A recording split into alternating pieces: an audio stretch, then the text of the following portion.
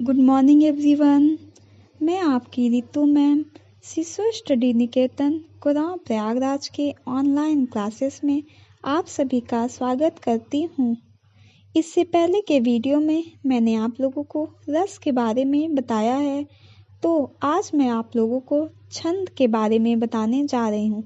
छंद वर्ड, मात्रा, यति, गति आदि नियमों से नियोजित पद्य रचना को छंद कहते हैं।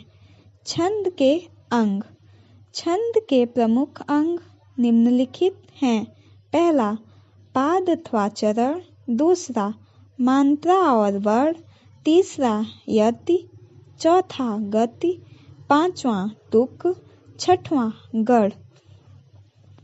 पाद अथवा चरण। किसी भी छंद में प्रायः 4 चरण होते हैं। पहले और तीसरे चरण को विषम और दूसरे और चौथे चरण को सम कहते हैं। सममात्रिक छंद।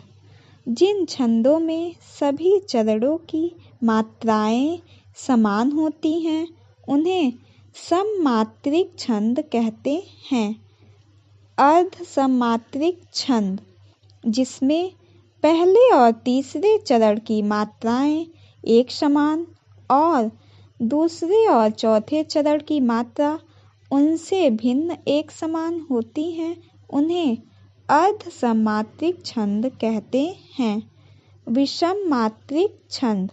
जिन छंदों में 4 से अधिक चरण होते हैं, जैसे 6 चरण, उन्हें विषम मात्रिक छंद कहते हैं।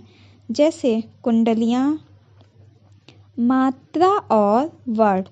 किसी ध्वनि के उच्चारण में जो समय लगता है उसकी सबसे छोटी इकाई को मात्रा कहते हैं। मात्राएं केवल स्वरों की होती हैं, व्यंजनों की नहीं।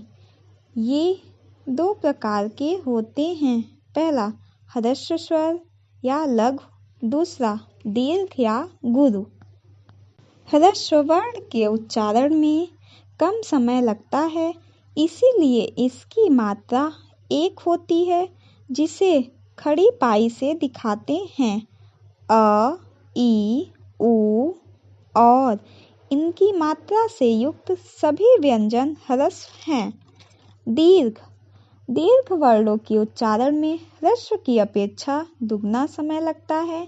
इनकी मात्रा 2 होती है, जिन्हें अंग्रेजी के यस आकार में दिखाया जाता है। बड़ा आ, बड़ी ई, बड़ा ऊ, औ, अनुस्वार, विसर्ग, संयुक्ताक्षर, ये सभी दीर्घ हैं और इन मात्राओं से सभी वर्ण दीर्घ हैं। यति या विराम। छंद के उच्चारण में कहीं कहीं विराम लेना पड़ता है, उसे यति कहते हैं। गति। छंद पढ़ने के लय को गति कहते हैं। तुक। छंद के अंत में तुकांत वर्णों की आने को तुक कहते हैं। गढ़। 3 वर्णों के समूह को गढ़ कहते हैं। छंद के प्रकार। छंद सामान्यतः 3 प्रकार के होते हैं। पहला मात्रिक छंद, दूसरा वर्णिक छंद, तीसरा मुक्तक छंद। मात्रिक छंद। मात्राओं के गणना पर आधारित छंदों को मात्रिक छंद कहते हैं, जैसे चौपाई, दोहा, सोरठा, रोला आदि। वर्णिक छंद। वर्णों की गणना पर आधारित छंदों को वर्णिक छंद कहते हैं, जैसे मंदाकांता, शिखारिणी आदि। मुक्तक छंद। वर्ण और मात्रा के बंधन से मुक्त छंद को मुक्तक छंद कहते हैं, जैसे हिंदी में आजकल स्वतंत्र रूप से लिखे जा रहे छंद मुक्तक छंद हैं। अब मैं आप लोगों को छंद से ही संबंधित कुछ प्रश्न दे रही हूँ, जिनको आप लोग अपनी कॉपियों में करने का प्रयास करिए। धन्यवाद।